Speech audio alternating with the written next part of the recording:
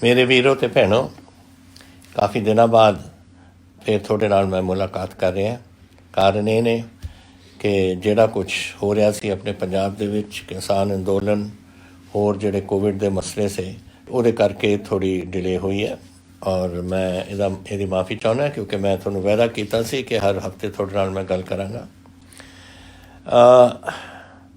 पहली गल मेरा ख्याल जी तुसीं सुनना चाहोगे कि एक किसानी का जिहड़ा कुछ मसला चलिया होया।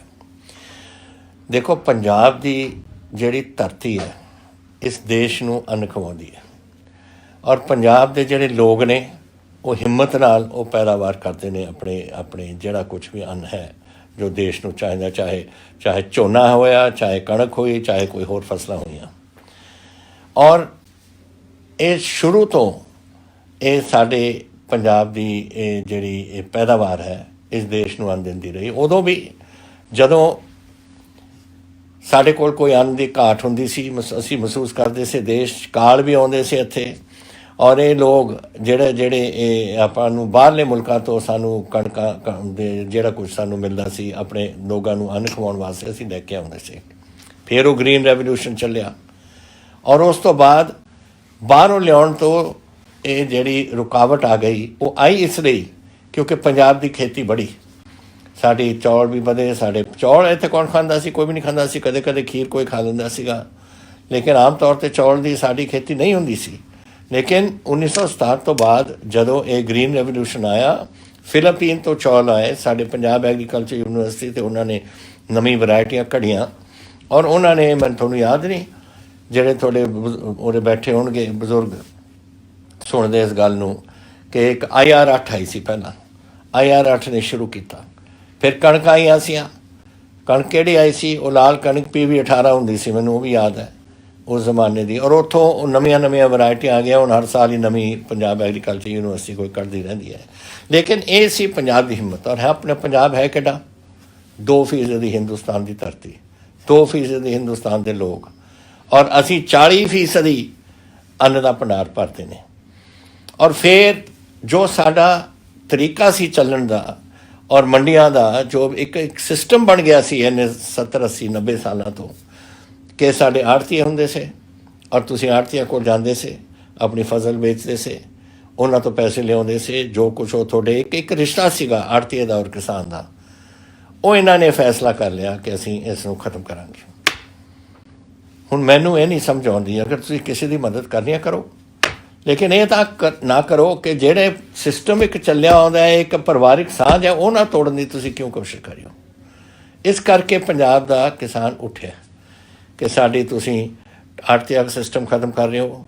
तुसीं अपने जिहड़े बाहरले विदेशों तो आंदे ने खरीदण वास्ते, कोई तो नहीं कहता तुसीं ना खरीदो।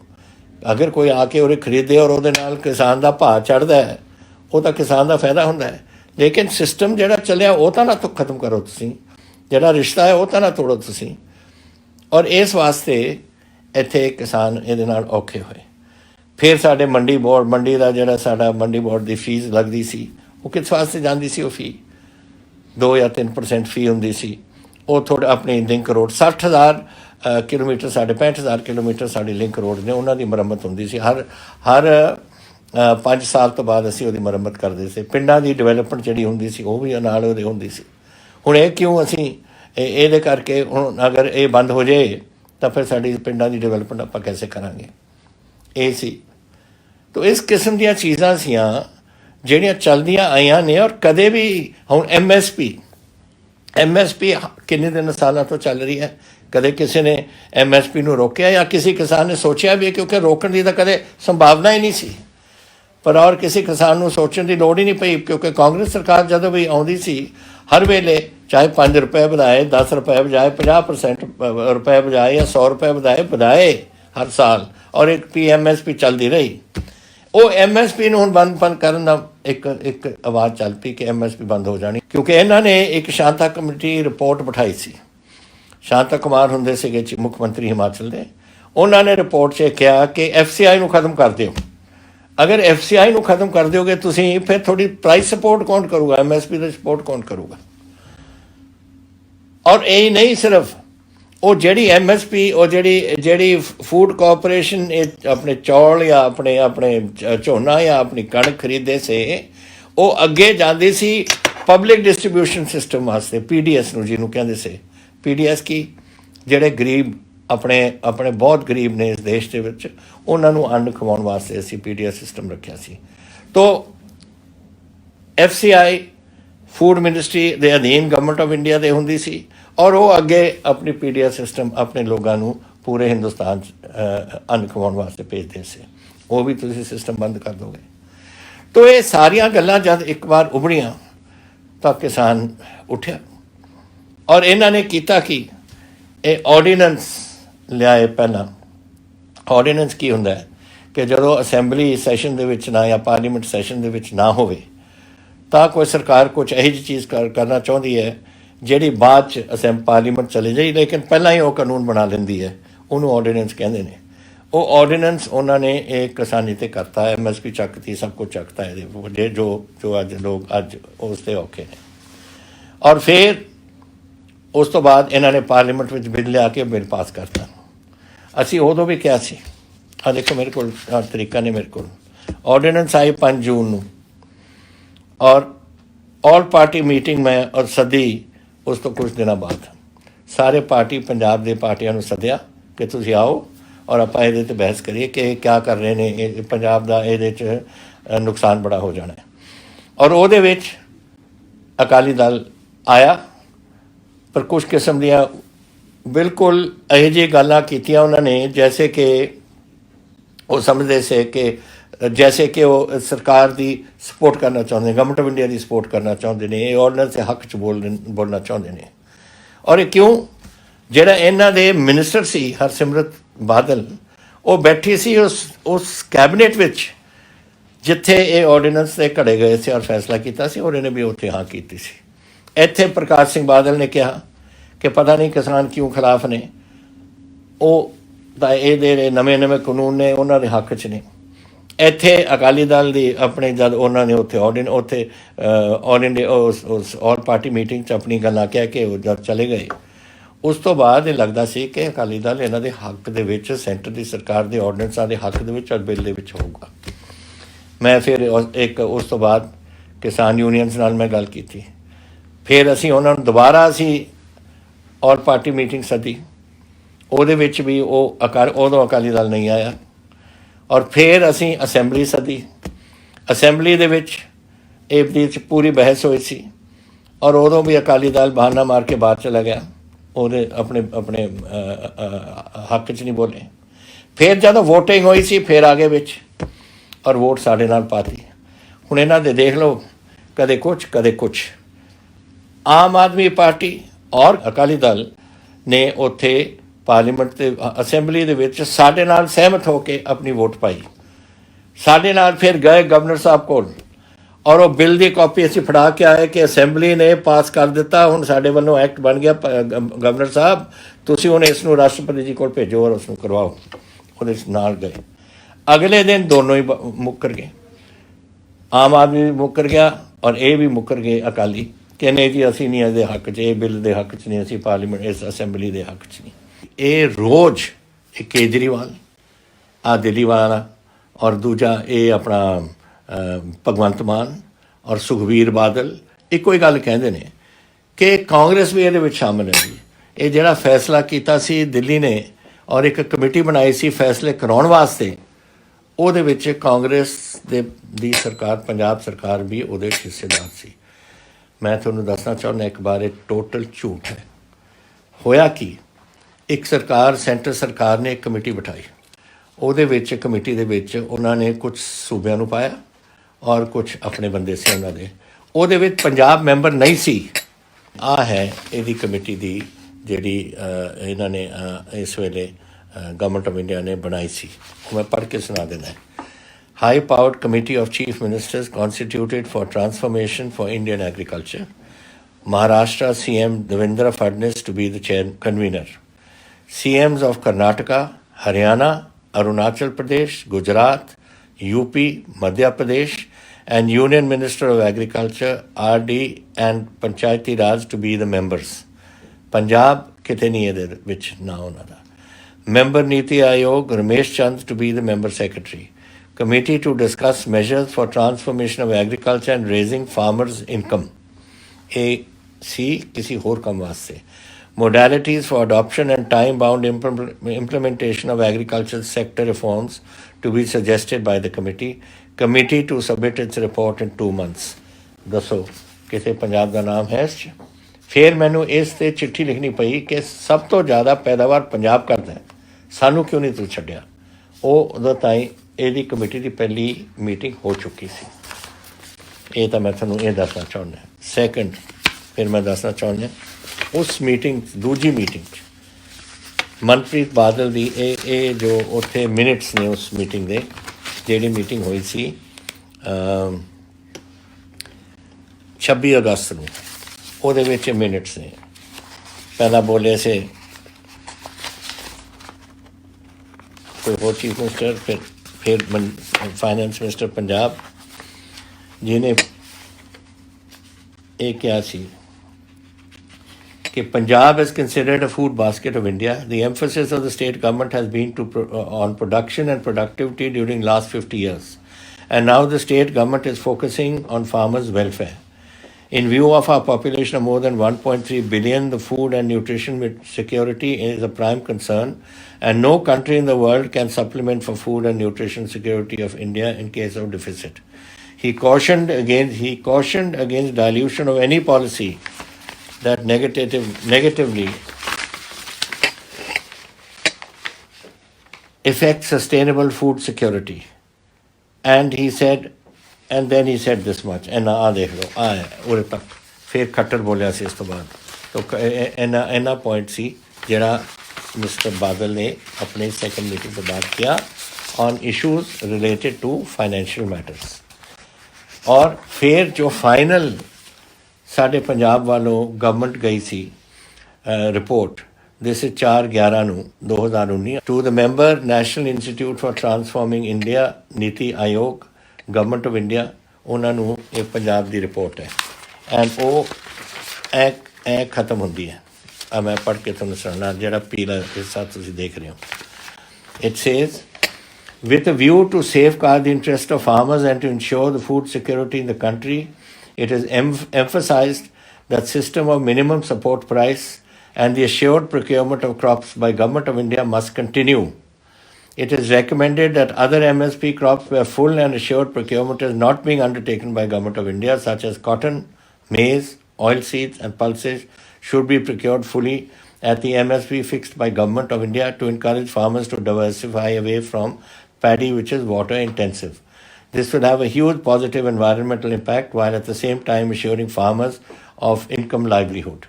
ਆ ਹੈ ਜੋ ਅਸੀਂ ਸਾਡੀ ਪੰਜਾਬ ਗਵਰਨਮੈਂਟ ਦਾ ਸਟੈਂਡ ਹੈ ਔਰ ਜੋ ਅਸੀਂ ਭੇਜਿਆ ਸਾਡੇ ਵਿਧਾਨ ਸਭਾ ਦੇ ਵਿੱਚ, ਜੋ ਅਸੀਂ ਫੈਸਲਾ ਕੀਤਾ ਸੀ ਯੂਨੈਨਿਮਸ ਉੱਤੇ ਫੈਸਲਾ ਹੋਇਆ ਸੀ, ਉਹਦਾ ਨਿਚੋੜ ਹੈ ਇਹ ਜਿਹੜਾ ਅਸੀਂ ਤੁਹਾਨੂੰ ਭੇਜ ਰਹੇ ਦਿਖਾ ਰਹੇ ਹਾਂ।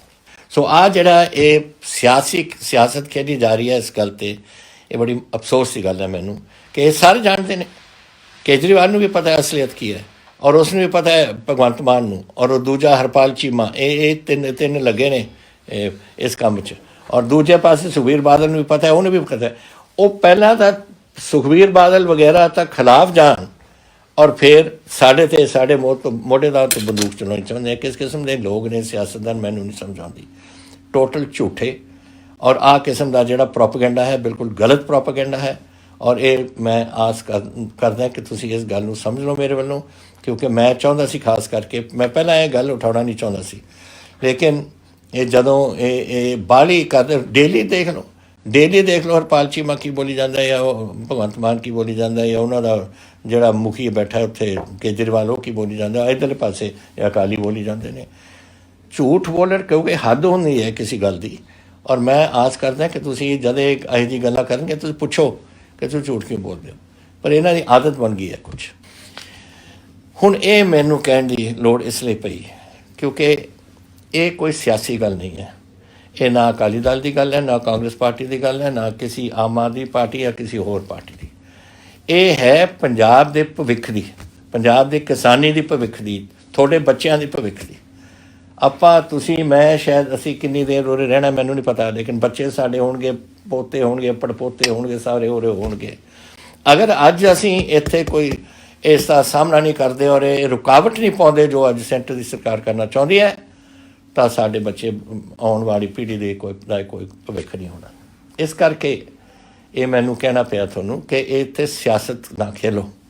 ਮੈਂ ਅੱਜ ਵੀ ਕਹਿੰਦਾ ਅਕਾਲੀ ਲੀਡਰਾਂ ਨੂੰ ਔਰ ਮੈਂ ਆਮ ਆਦਮੀ ਪਾਰਟੀ ਨੂੰ, ਅਕਾਲੀ ਦਲ ਇਹ ਸਿਆਸਤ ਕਰਨਾ ਛੱਡ ਦਿਓ। ਇਹ ਹੈ ਸਾਡੇ ਲੋਕਾਂ ਦੇ ਭਵਿੱਖ ਦਾ ਸਵਾਲ, ਪੇਟ ਦਾ ਸਵਾਲ। ਔਰ ਮੈਂ ਆਸ ਕਰਦਾ ਕਿ ਤੁਸੀਂ ਮੇਰੀ ਗੱਲ ਇਸ 'ਚ ਸਹਿਮਤ ਹੋਵੋਗੇ।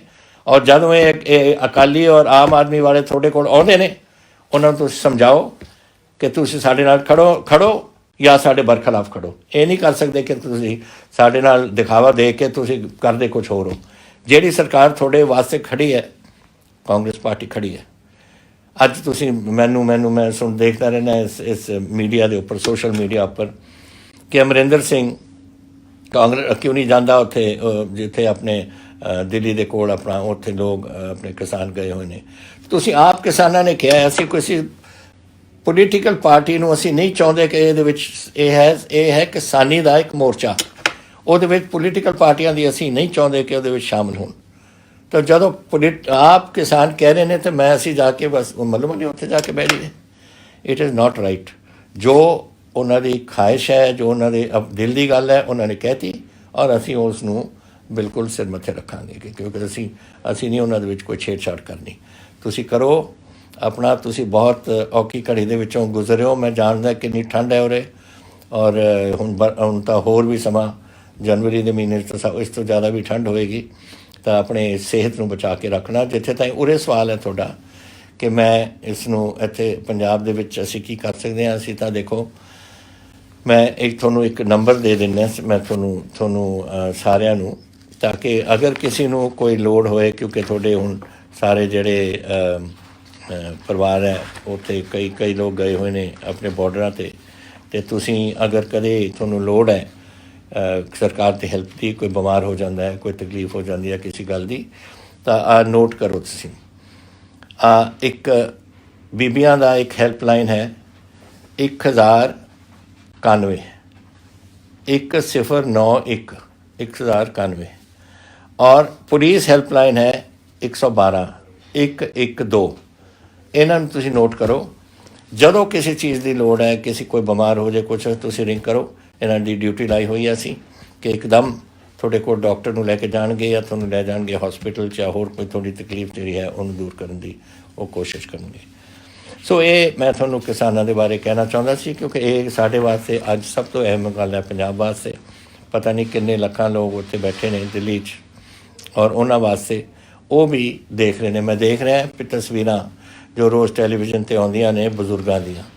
ਹੁਣ ਉਹ ਬਜ਼ੁਰਗ ਨੇ 22 ਤਾਂ ਅਸੀਂ ਖੋ ਬੈਠੇ ਹਾਂ, ਲੇਕਿਨ ਉਹ ਆਪਣੇ ਵਾਸਤੇ ਨਹੀਂ ਲੜ ਰਹੇ, ਉਹ ਆਪਣੇ ਤੁਹਾਡੇ ਵਾਸਤੇ ਲੜ ਰਹੇ ਨੇ, ਬੱਚਿਆਂ ਵਾਸਤੇ ਲੜ ਰਹੇ ਨੇ, ਪੰਜਾਬ ਵਾਸਤੇ ਲੜ ਰਹੇ ਨੇ ਔਰ ਉਹਨਾਂ ਦੀ ਆਉਣ ਵਾਲੀਆਂ ਪੀੜ੍ਹੀਆਂ ਵਾਸਤੇ ਲੜ ਰਹੇ ਨੇ। ਅਤੇ ਉਹ ਆਪਣੀ ਇੱਥੇ 22 ਬੰਦਿਆਂ ਨੇ ਆਪਣੀ ਜਾਨਾਂ ਦੇ ਦਿੱਤੀਆਂ। ਵਾਹਿਗੁਰੂ ਕਰੇ ਸੈਂਟਰ ਦੀ ਸਰਕਾਰ ਦੇ ਇਸ ਨੂੰ ਗੰਭੀਰਤਾ ਨਾਲ ਚੰਗੀ ਤਰ੍ਹਾਂ ਸੋਚ ਕੇ ਇਹਦਾ ਕੋਈ ਹੱਲ ਕੱਢਣ ਤਾਂ ਕਿ ਸਾਡੇ ਬੱਚੇ ਹੋਰ ਨਾ ਕੋਈ ਇੱਥੇ ਨੁਕਸਾਨ ਹੋ ਜਾਏ ਸਾਡਾ ਔਰ ਸਾਡੇ ਲੋਕ ਵਾਪਸ ਆਪਣੇ ਘਰਾਂ 'ਚ ਪਹੁੰਚ ਸਕਣ।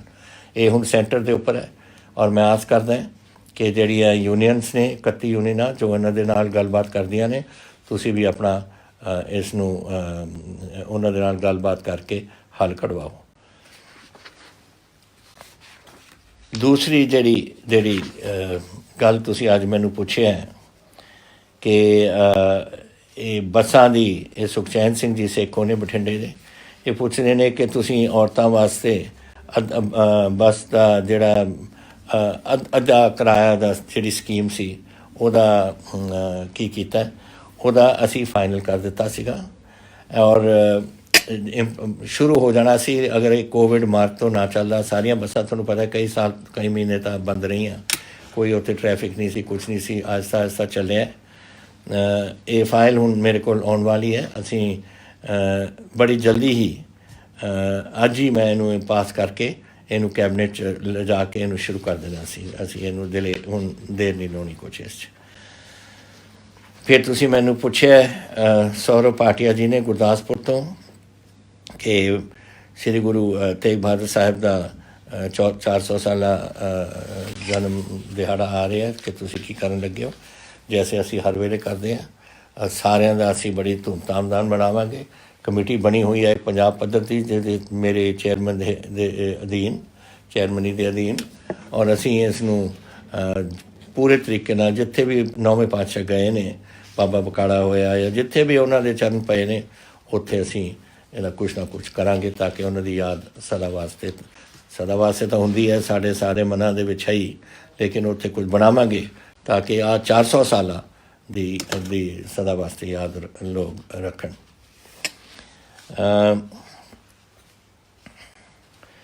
ਇਹ ਮੈਨੂੰ ਪੁੱਛਿਆ ਨਵਨੀਤ ਭਾਟੀਆ ਜੀ ਨੇ, ਇਹ ਜਿਹੜੇ ਆਪਣੇ 42,000 ਵੈਕੈਂਸੀਆਂ ਨੇ, ਇਹ ਕਿਉਂ ਨਹੀਂ ਭਰੀਆਂ ਜਾ ਰਹੀਆਂ।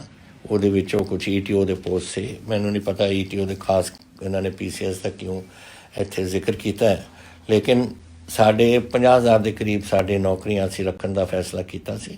ਉਹਦੇ ਵਿੱਚੋਂ ਉਹ ਕੀਤਾ ਕਦੋਂ ਸੀ? ਫਰਵਰੀ ਮਾਰਚ ਵਿੱਚ ਕੋਵਿਡ ਆ ਗਿਆ, ਸਭ ਕੁਛ ਹੀ ਇੰਨੇ ਮਹੀਨਿਆਂ ਤੋਂ ਬੰਦ ਰਿਹਾ। ਹੁਣ ਇਸ ਹਫਤੇ ਦੇ ਦੌਰਾਨ ਅਗਲੀ ਕੈਬਨਿਟ 'ਚ ਅਸੀਂ ਇਹਨੂੰ ਅਪਰੂਵਲ ਦੇ ਦੇਣੀ ਹੈ ਔਰ ਇਹ ਸਾਰੀਆਂ ਜਿਹੜੀਆਂ ਪੋਸਟਾਂ ਪਈਆਂ ਨੇ ਉਹ ਭਰੀਆਂ ਜਾਣਗੀਆਂ। ਸਾਡਾ ਵਾਅਦਾ ਹੈ 50,000 ਦਾ, ਔਰ ਉਹ 50,000 ਪੂਰਾ ਕਰਕੇ ਅਸੀਂ ਛੱਡਾਂਗੇ।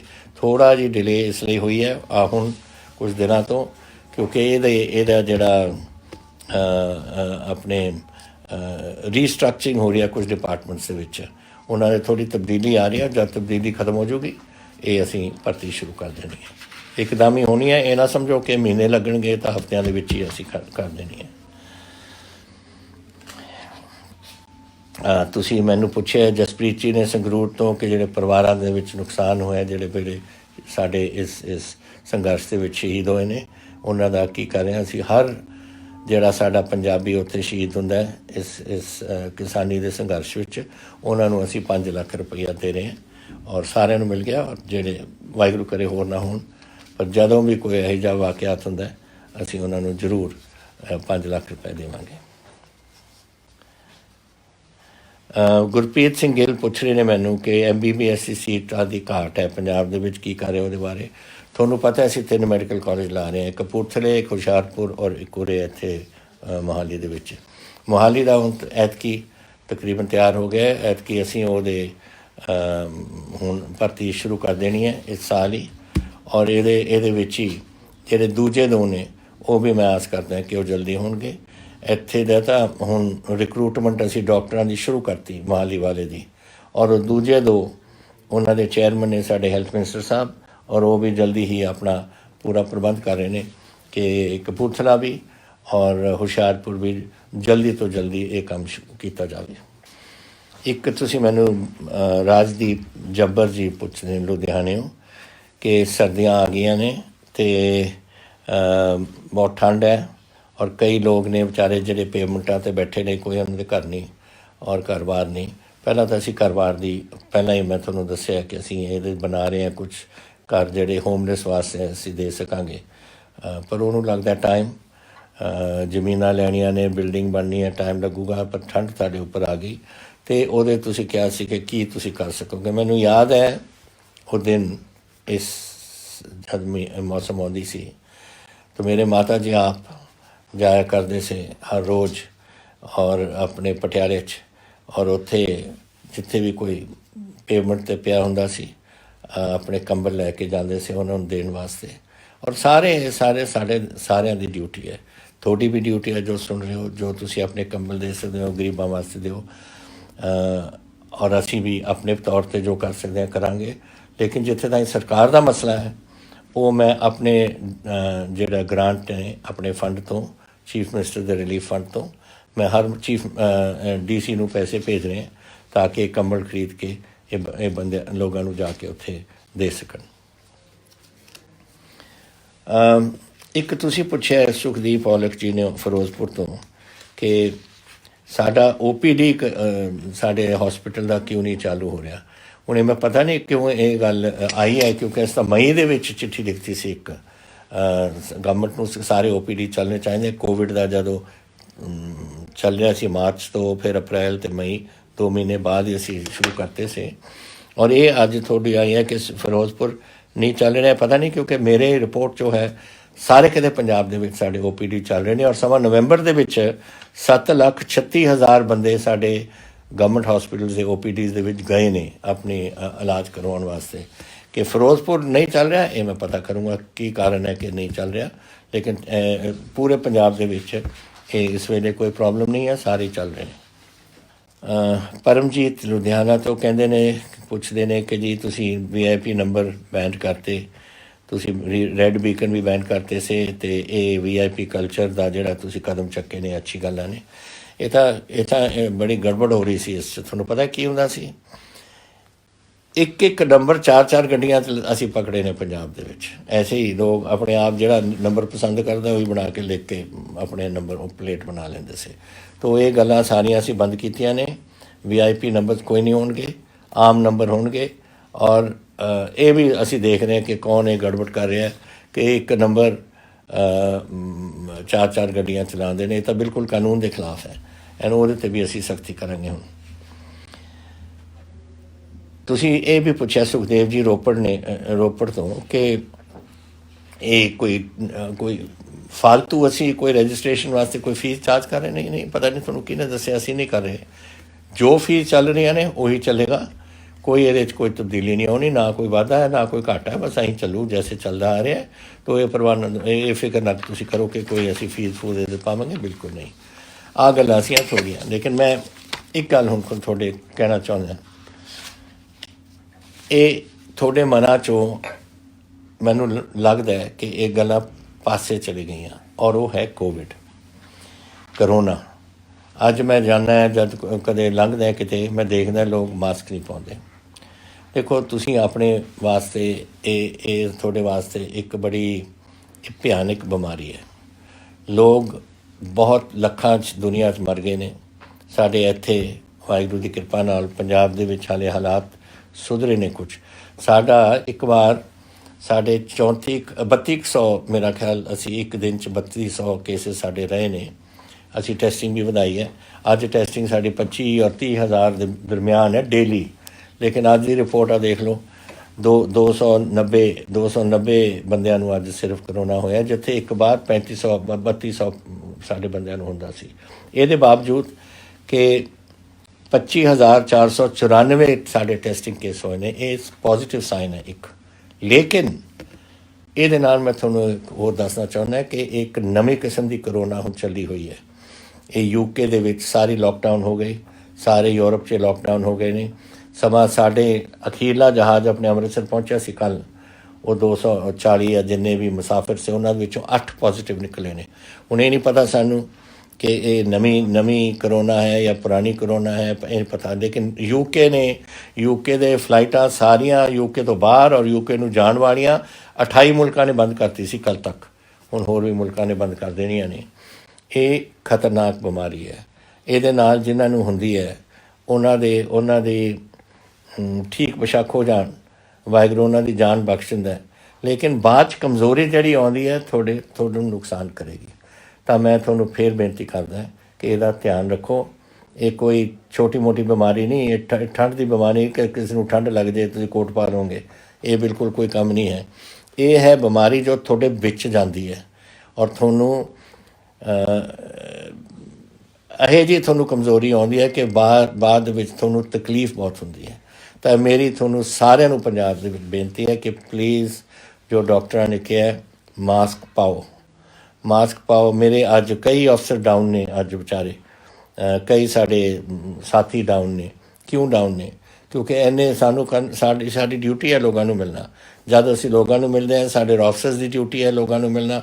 ਉਹ ਕਿਸੇ ਦੇ ਕਿਸੇ ਤੋਂ ਬਿਮਾਰੀ ਹੋ ਜਾਂਦੀ। ਹੁਣ ਇਹ ਜਿਹੜੇ 240 ਕੱਲ੍ਹ ਪਹੁੰਚੇ ਨੇ ਅੰਮ੍ਰਿਤਸਰ, 8 ਬੰਦੇ ਉਹਨਾਂ ਦੇ ਪੋਜ਼ੀਟਿਵ ਨਿਕਲੇ ਨੇ ਔਰ ਉਹਨਾਂ ਨੂੰ ਅਸੀਂ ਉੱਥੇ ਕੀਤਾ ਹੋਇਆ ਕੁਆਰੰਟੀਨ। ਇਹੀ ਦਿੱਲੀ ਦੇ ਵਿੱਚ ਹੋਇਆ, ਉੱਥੇ ਵੀ ਇੱਕ ਕੋਈ ਜਹਾਜ਼ ਆ ਗਿਆ ਸੀ ਕਿਤੋਂ ਉੱਥੇ ਹੋਇਆ। ਸੋ ਇਹ ਕੰਮ ਮੁੱਕਿਆ ਨਹੀਂ ਹਾਲੇ, ਇਹ ਵੱਧ ਰਿਹਾ। ਜ਼ਰੂਰ ਹੈ ਕਮੀ, ਜ਼ਰੂਰ ਹੈ। ਜੈਸੇ ਮੈਂ ਹੁਣ ਤੁਹਾਨੂੰ ਦੱਸਿਆ ਕਿ 290 ਬੰਦਿਆਂ ਨੂੰ ਕੱਲ੍ਹ ਹੋਇਆ, ਉਹਦੇ ਵਿੱਚ ਪਰ 18 ਦੀ ਮੌਤ ਵੀ ਹੋਈ ਹੈ।